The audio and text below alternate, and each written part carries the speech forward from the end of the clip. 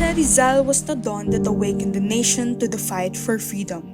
He was the fertile soil from which the seeds of freedom sprouted, the vigilant sentinel guarding the spirit of the nation, the lighthouse guiding the way to enlightenment, and the healer tending to the wounds of his people's hearts. Kalusugan, edukasyon, agrikultura.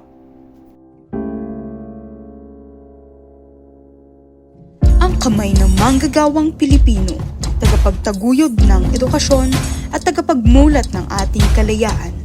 Siya si Jose Rizal, lalaban para sa bayan kasama ang sambayanan. Ang taong nagpagising sa laban ng bayan para sa kalayaan. Siya si Jose Rizal, lalaban para sa bayan kasama ang sambayanan.